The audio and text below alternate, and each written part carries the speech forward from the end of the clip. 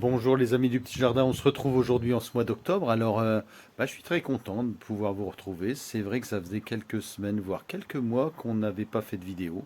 On n'avait pas eu le temps. Le temps, c'est vrai que ça nous manque beaucoup au petit jardin. On a eu une période assez compliquée quand même. Si vous faites du jardin, vous avez dû vous en apercevoir.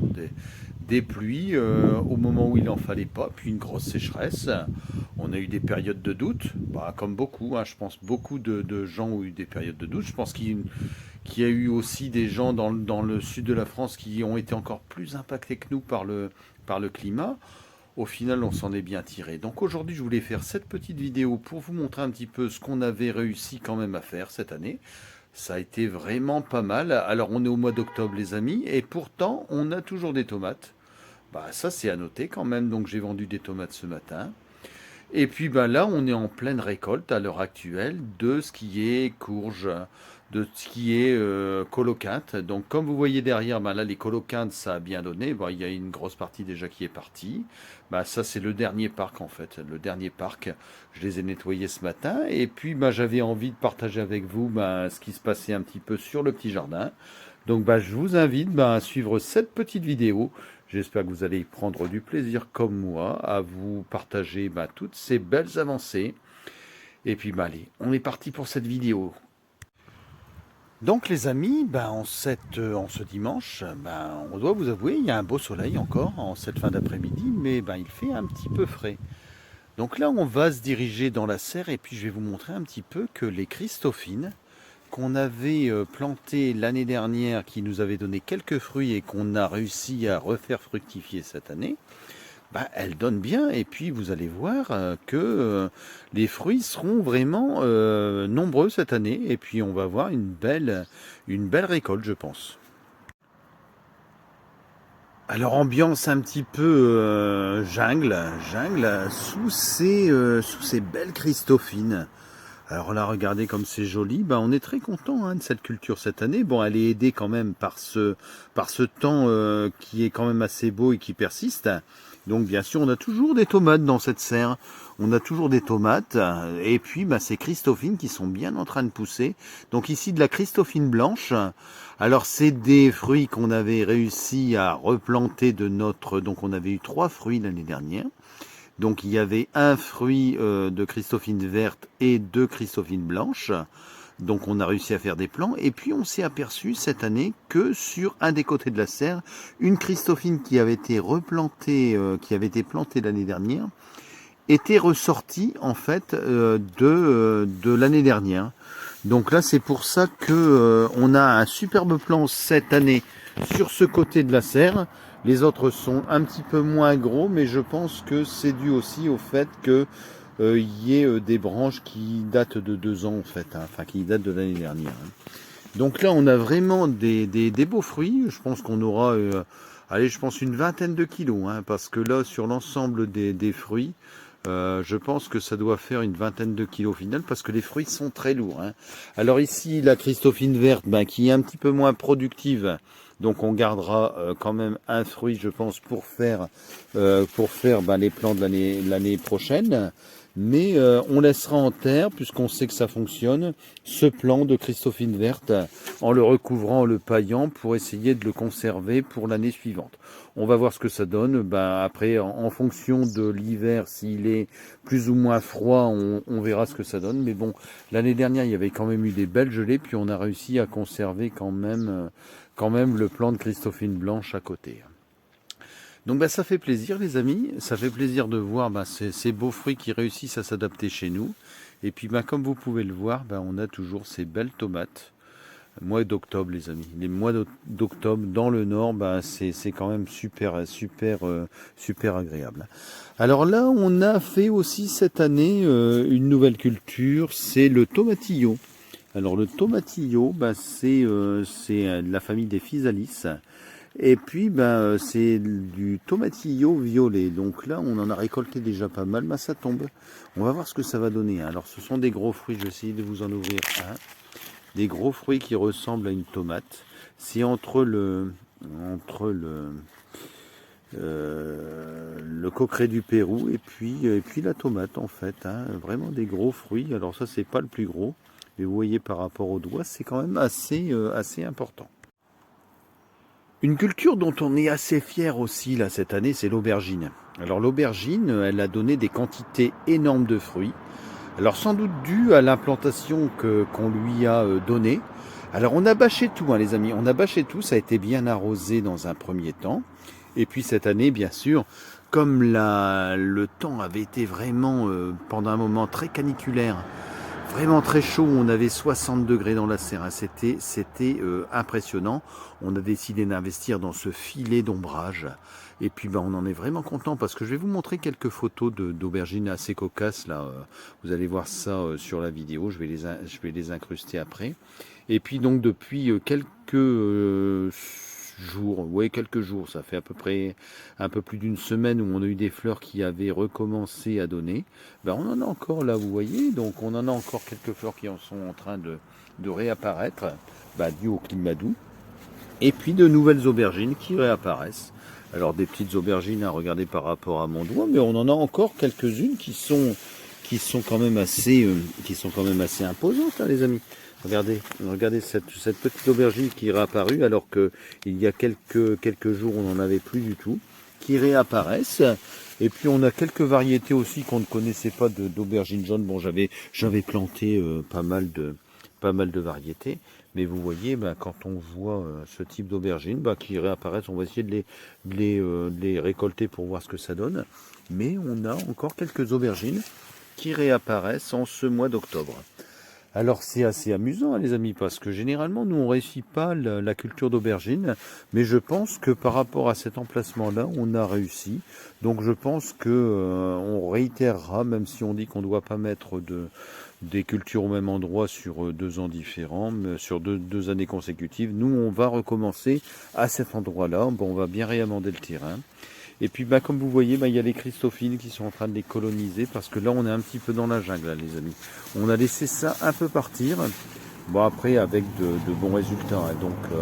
Donc on laisse faire. Mais vous voyez, la Christophine est en train de coloniser aussi les filets qu'on avait mis pour les tomates, avec des fruits magnifiques, hein, les amis.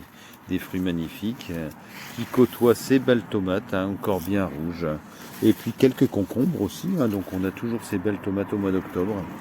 Et puis qui sont aussi en contact avec ces épinards du Malabar. Alors on a commencé à récolter les graines des épinards du Malabar. Alors les amis, on n'y a pas goûté. On avait envie de goûter, puis on n'a pas trouvé le temps. On n'a pas trouvé le temps de goûter ces beaux épinards du Malabar avec ces jolies feuilles qui peuvent être faites en tourte ou même en salade. Donc je pense que vu le nombre de feuilles qui sont en train de réapparaître, je pense qu'on aura l'occasion d'y goûter avant la fin de la culture.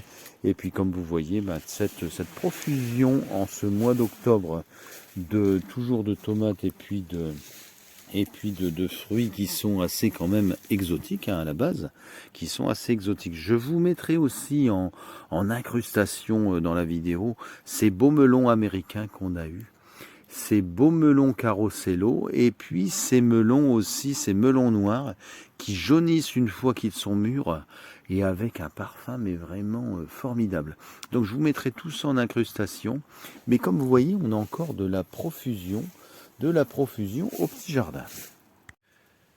Allez les amis, on sort de cette serre et puis on va aller vers la serre qui nous sert à faire le séchage, la serre qui nous sert à faire les plants également. Et puis vous allez voir que la table à marée qu'on a implantée cette année continue à nous servir. Elle continue à accueillir certains plants qu'on a fait, donc comme le taro. Donc on avait acheté quelques bulbes de taro qu'on a réussi à faire fructifier. Vous allez voir, les pieds mères sont magnifiques. Et puis dans cette table à marée, on a réussi à faire donc ces petits plants qu'on va rentrer, bien sûr, on va pas les laisser cet hiver à l'extérieur, malgré que on va peut-être essayer de tester un pour voir s'il peut résister, mais on va essayer de les rentrer. Donc là, on se retrouve dans la petite serre qui nous sert au séchage des plantes, et puis on va vous montrer ce que ça donne. Alors dans cette petite serre qu'on a, qui fait quand même, elle fait 40 mètres carrés, 40 mètres carrés, on avait décidé de l'implanter parce qu'elle était un petit peu plus abritée. Donc on a vu que il y avait pas mal de bénéfices à avoir une serre qui est un petit peu plus, qui est au soleil quand même, malgré tout, qui bénéficie du soleil de l'après-midi, mais qui le matin jusque midi est quand même assez protégé. Et donc on a des températures qui sont un petit peu moins importantes dans cette serre que dans la grande serre qui se trouve juste en face. Donc ça a quand même quelques avantages parce que ça sèche dans cette serre extrêmement bien et que les plants se développent vraiment aussi de manière assez importante, hein. Donc là, comme vous pouvez voir, là ici, on passe dans tout ce qui est séchage. Donc on a fait sécher pas mal de plantes. Là, on est un petit peu en retard. Là, j'ai de l'ail éléphant à replanter qu'on a mis à sécher et qui devrait déjà être replanté depuis un peu plus d'une semaine. Mais bon, j'ai pas eu le temps. Mais on va s'y mettre et puis on va mettre ça en terre là pour que ça passe l'hiver tranquillement. Mais on avait eu une belle récolte, hein, cette année. Sur les quelques bulbes qu'on avait mis en terre, on avait réussi à avoir une belle production de ce bel ail éléphant. Alors, je sais pas si vous connaissez. Alors, de gros bulbes, vraiment de très gros bulbes qui sont un petit peu moins forts que l'ail rose ou blanc, mais qui sont vraiment très agréables dans les préparations, hein. Donc là, il va falloir qu'on se mette à replanter tout ça parce qu'on est un tout petit peu en retard. Donc là, comme je vous l'avais expliqué, c'est un endroit qui nous sert à faire nos graines. Bon, ici, une nouvelle culture qu'on a implantée, c'est le gombo. Bon, on savait qu'on n'en mangerait pas cette année, hein. Mais c'était uniquement pour faire les graines parce que dans un paquet, quand on achète ça, on a 10 graines. 10 graines, donc c'est assez compliqué à pouvoir goûter. Donc il faut être patient et puis faire une culture comme ça sur 1 ou 2 ans. Ici, juste en dessous, vous avez les haricots kilomètres. C'est pareil. Donc très peu de graines à la base. Donc on décide souvent quand on fait ce genre de culture de les faire sur 2 ans. Et puis la deuxième année, généralement, on peut les consommer. On ira là tout à l'heure sur l'Oca du Pérou. On va vous montrer sur les 8 bulbes qu'on avait achetés l'année dernière, le nombre de mètres linéaires qu'on a réussi à faire cette année. Alors là, bien sûr, toujours les basiliques qu'on fait chaque année et qui cette année nous ont servi à faire du sel de basilic, pas mal de préparations qu'on a mis sous vide, qu'on a congelé. Donc c'est pareil, hein, des basiliques différents, cannelle, blue spice, et puis là en dessous du maïs. Donc là on est en train de le faire sécher pour pouvoir le replanter l'année prochaine et puis on verra ce que ça donne, on vous fera suivre tout ça. Donc là nos fameux plants de taro, donc les taros qu'on avait achetés à la base, c'est quasiment des arbres, hein. Là quand vous voyez le tronc, les amis, quand vous voyez le tronc. Et donc, par rapport à ces plants qu'on avait achetés, on a réussi à faire pas mal de boutures. Donc, vous voyez, ça ressort sur les côtés. Il suffit de les prélever avec un couteau bien aiguisé, en préservant un petit peu de racines. Et puis, je vais vous montrer. Là, on va aller sur la table à marrer. Qui est, je pense, un bel investissement, les amis, hein, un bel investissement. Et puis donc, tous ces plants de taro qu'on a réussi à faire cette année, avec un beau système racinaire là qui est en train de se développer, grâce à cette marée, hein, qui se fait. Donc, je vous explique un petit peu le système. On récupère de l'eau de notre bassin à poissons là qu'on a juste à côté. Donc ici, on y a mis des carpes. Bon, on empêchera peut-être sans doute quelques-unes cette année. Ces carpes, l'eau de ce bassin alimente par le dessous cette table à marée qui vient quotidiennement faire de marée, puis qui nous permet d'avoir ces beaux résultats. Ici, vous voyez des kiwis. On avait fait des graines l'année dernière. Et puis, vous voyez, ces kiwis qui vont être replantés cette année. Quelques céleris, quelques taros, je vous dis, on a fait nos salades, on a fait des épinards, vous voyez, des nouveaux épinards du Malabar, quelques graines que j'ai replantées là de cette nouvelle culture. Donc vous voyez, voilà, donc ces beaux épinards du Malabar, bah, toutes ces graines, on est en train de les récolter. Alors il faut faire attention les amis, parce que ça tâche. Il faut avoir des gants, parce que bah, je vais vous le faire, hein, spécialement pour vous. Mais alors vous voyez, alors là ça tâche énormément, donc il faut faire très attention. Donc on récupère toutes ces graines que l'on fait sécher. Voilà, donc vraiment à prendre avec précaution parce que ça tâche vraiment beaucoup. Alors on pourrait même envisager d'en faire des confitures, hein, les amis, hein, parce que je pense que ce serait quand même pas mal. Bon, c'est assez âpre en bouche, assez âpre à consommer. Bon, c'est vraiment les feuilles qu'on recherche dans ce type de produit, mais on pourrait très bien faire des petites confitures avec ça. Alors bah, toujours dans le but de faire des nouvelles cultures, on a l'oseille red strip. Bah, là c'est pareil, hein, c'est des graines qu'on a replantées là cette année, qui nous font de magnifiques plants. Bah, on va coloniser un petit peu tout, hein, sur nos planches qu'on a bâchées à l'intérieur, à l'extérieur. Et puis donc on verra l'année prochaine, on va avoir sans doute une profusion de ce style de plantes qu'on a acheté l'année dernière. Alors là ici, qu'est-ce qu'on a ici? On a quoi ici? Alors ici on a du réglisse. Bah oui, j'ai eu un petit trou les amis, pardon, hein, pardon, c'est Alzheimer sans doute, mais bon, du réglisse. Donc voilà, donc cette plante qui va bien sûr intégrer le terrain là d'ici quelques temps. Je pense que je le replanterai vers la Sainte-Catherine, hein. On dit toujours que tout bois prend racine. Donc je mettrai sans doute cette plante en terre aux alentours de la Sainte-Catherine.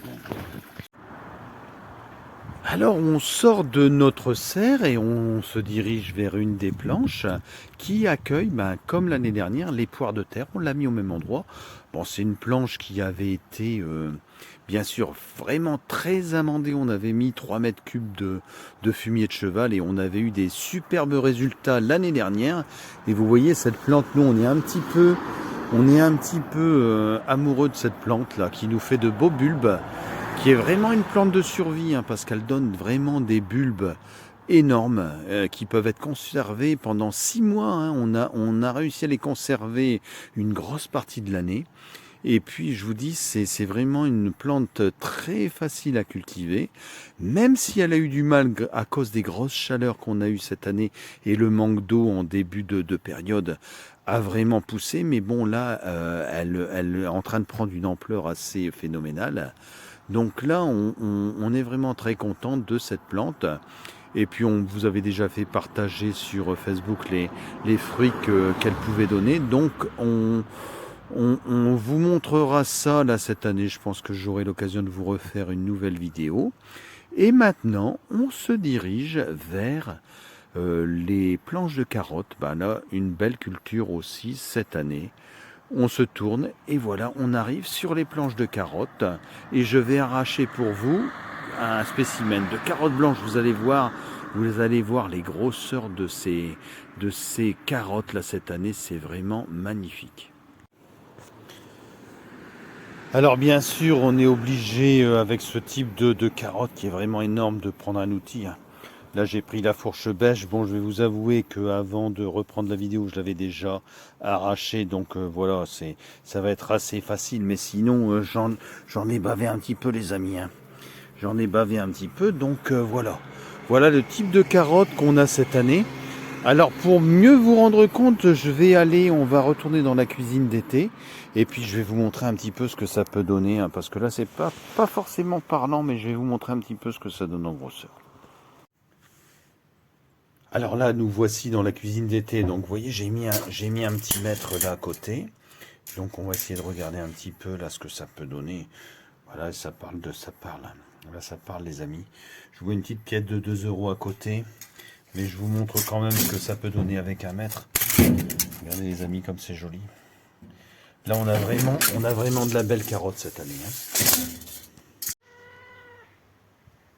Alors bien sûr, c'est incontournable, hein. On va faire un petit tour par les lapins en sortant de la cuisine d'été. Là, voilà, donc il y a les petits lapins. Bah oui, là en ce moment on est en plein abattage, hein, les amis. Bah oui, parce que ça nous sert aussi. On est vraiment dans dans une démarche d'autonomie. Donc ce qui nous sert à nous nourrir, ce sont aussi nos lapins. Donc on fait des terrines, on va faire des bocaux, etc. Donc voilà, donc les petits lapins, là ça va être la période de commencer à, bon on a déjà commencé, mais de les abattre parce que nous on les nourrit de manière naturelle, même si on leur apporte un petit peu de granulés sur les périodes où ça peut un petit peu plus. Mais donc on va commencer à vraiment abattre pour pouvoir avoir notre consommation pour l'hiver. Suivront un petit peu les canards, hein, parce que là cette année on a fait des gros investissements sur le séchoir et puis la conservation, donc il y aura du magret fumé. Comme vous voyez, là c'est la période aussi des châtaignes, hein, les amis. Donc là ça c'est un gros travail pour nous aussi. Donc en ce moment on ramasse les châtaignes, on ramasse beaucoup de châtaignes, il y a beaucoup de demandes sur les châtaignes. Donc vous voyez un beau produit. Alors vraiment très sain, il n'y a pas une châtaigne très lisse, et puis il y a des beaux gabarits quand même. Cette année on avait peur un peu au départ que tout soit petit, mais bon il y a quand même vraiment du volume. Comme vous pouvez voir, cet arbre est énorme, hein. Il a quand même quelques années, donc il nous procure quand même, généralement tous les ans une centaine, voire un petit peu plus de châtaignes, une centaine de kilos de châtaignes. Donc vous voyez, le parc des canards en est jonché. Donc voilà, et ça a été ramassé hier, on avait commencé à faire un petit tas avant de les évacuer. Mais vous voyez tout ce qui s'est remis au sol là aujourd'hui. Donc il y aura encore beaucoup de travail demain. Beaucoup de travail demain, les amis. On va quand même finir, je vais aller vous montrer un petit peu les ocas du Pérou quand même. Cette belle culture, on n'avait que 8 bulbes l'année dernière, et je vais vous montrer un petit peu ce qu'on a réussi à faire comme métrage d'Oca du Pérou. Et donc ces 8 bulbes d'Oca du Pérou nous ont donné 50 mètres linéaires cette année. Donc il faut être patient dans la culture, ne pas forcément consommer l'année qui vient, qui est où vous les achetez, mais les conserver pour une replantation. Puis maintenant ils sont bien adaptés. Alors en sachant que nous ici on est quand même soumis à pas mal d'attaques de chevreuils. On va faire des clôtures en conséquence, je pense, cette année. Elles ont déjà été broutées vraiment au ras du sol cette année. Et quand on voit comment elles ont repoussé, c'est assez impressionnant. Bon, après, ça n'a aucun impact sur la qualité du bulbe. Puisque je vous dis, l'année dernière, c'était pareil. C'était placé à peu près au même endroit. On avait eu les chevreuils qui les avaient attaqués. Donc c'est de la famille des oxalis, hein, les amis. Donc je ne sais pas si vous en avez déjà vu. Donc les ocas du Pérou, ça va vous faire de jolis bulbes. Il faut encore attendre quelques semaines. Bon, c'est pareil, ce sont des légumes de survie, hein, parce que vous pouvez les consommer, les conserver pendant 6 mois. Déjà, on les fait sécher avant de pouvoir les consommer, parce que sinon l'acide oxalique qui est contenu dans les plantes, c'est pas consommable, c'est mauvais. Et puis plus vous les laissez sécher, plus ils sont sucrés, puis après vous en faites des purées et autres préparations. Mais je vous dis, cette année on va, je pense, apprécier vraiment le fait de pouvoir consommer ces nouveaux légumes. Bon, ils sont à côté de planches de carottes qu'on a commencé à prélever. Bon, après on a différents calibres, mais on a quand même de jolies carottes qui sont tirées un peu par les chevreuils. Alors elles sont un peu moins grosses, mais vous voyez, on a de la carotte ici qui est quand même assez jolie, hein. Donc on avait planté de la touchon. Bon, tout ce qui est carotte violette a été déjà prélevé. On a consommé aussi pas mal de nantaises qui ont déjà été prélevées.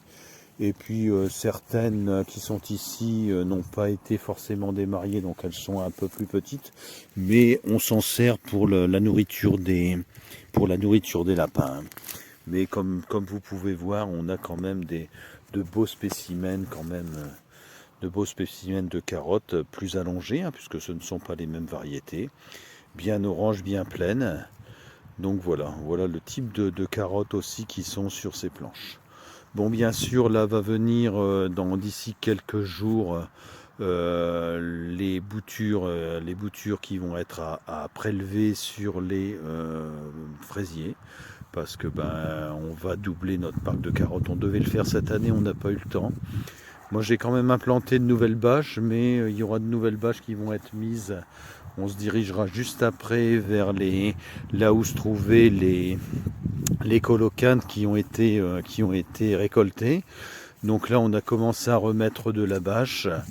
On a eu des quantités assez importantes de fraises cette année. Donc voilà, c'est pour ça qu'on veut vraiment augmenter le potentiel. Alors là, on est en pleine récolte aussi des noix, les amis. Les noix qui donnent bien. Ça donne bien. Bon, après, ça salit les doigts, hein, les amis. Et là, il faut mettre des gants. Hein. Donc là, on n'a pas eu le temps encore de passer un petit coup de tondeuse. C'est assez compliqué. De tout nettoyer. Mais vous voyez, ça donne bien. Donc on marche sur les noix. Donc là, c'est du travail aussi à ramasser hein, tous ces fruits. On sait voilà que ça nous prend du temps. Dès qu'on a 5 minutes, les amis, il faut se mettre aux récoltes qui nous servent. Alors sachez quand même que nous, on conserve les noix. On a certains spécimens qui datent de 2 ans et qu'on consomme toujours. Donc c'est vraiment du fruit de survie, parce que vous pouvez vraiment les conserver pendant très très longtemps. Et puis en faire de l'huile aussi. Hein. Vous pouvez en faire de l'huile, différentes préparations. Donc je vous dis, ça nous prend pas mal de temps. Bon, après il y aura dans un second temps aussi tout ce qui va être graines de fleurs. Donc là on a les queues de renard aussi. On sait que ça va nous prendre un petit peu de temps. On aime aussi cette plante. Là on va récolter aussi d'ici quelques temps les graines de toutes ces fleurs. Ah oui, vous voyez les amis, ça commence. Donc là vous voyez, quand c'est dans cet état-là, on sait que ça va être dans peu de temps qu'on va récolter tous ces graines. Alors les amis, on s'en va vers la planche qui sera l'année prochaine destinée à faire les fraises. Donc là, cette planche-là va être bâchée. On va vraiment mettre des bâches sur toute cette partie-là. Donc il y a à peu près une centaine de mètres qu'on va bâcher pour faire de la fraise l'année prochaine. Allez les amis, on va finir la vidéo sur les courges. Oui, c'est bientôt Halloween. Et on commence à faire les soupes de potimarron, etc. Donc on va vous montrer les beaux produits qu'on a aussi au petit jardin sur les potimarrons. Alors les potimarrons, il y a Bob qui veille sur les potimarrons, notre épouvantail. Là on est en pleine période d'Halloween les amis. Donc il surveille nos petits potimarrons qu'on vous montre tout de suite. Alors ces jolis potimarrons, ils sont pas seuls, hein. Il y a des petites courges. Il y a des potirons, il y a des courges musquées. Les amis, cette année, on a mis de la courge musquée qui ressemble un petit peu au butternut en goût, avec un petit goût de noisette. Donc ça, c'est une nouvelle courge qu'on a fait cette année. Alors comme vous voyez, elle est perdue dans la végétation. Mais vous voyez, on a ces belles courges, des belles courges musquées. On attend beaucoup du goût. Et puis on en a aussi d'autres qu'on a mis dans la lasagne. On vous avait présenté la lasagne dans d'autres vidéos, qui repoussent de manière spontanée. En fait, on jette nos courges qui ne sont plus consommables en fin de période. Et puis comme vous pouvez voir, on a des résultats. Donc là ici c'est pas arrosé du tout. Hein. Pas arrosé du tout, on laisse vivre la vie. Donc on a du bleu de Hongrie là qui est repoussé spontanément. Des petits potimarrons qui sont super sympas. Et puis d'autres courges hybridées. Bon, il y aura plusieurs centaines de kilos encore cette année. Plusieurs centaines de kilos sur tous les parcs. Donc là, ce n'est qu'une petite partie. Et puis on va finir par aussi une culture qui nous tient à cœur, parce qu'on veut faire quelques petits objets de décoration aussi. Ça c'est un projet qu'on a aussi. Donc on va vous montrer les gourdes. On en avait déjà planté l'année dernière, donc elles sont bien en train de sécher. Donc je vais vous montrer les deux produits frais, donc dans l'état où elles sont, et puis comment elles sont quand elles sont séchées, et puis on finira par ça les amis. donc on va finir par cette culture qu'on fait depuis l'année dernière, c'est la gourde bouteille, qui, comme vous voyez, a des formes assez sympathiques, diverses et variées. Elle peut servir de jolis objets de décoration pour faire des lampes, pour faire des cuillères, des plats, etc.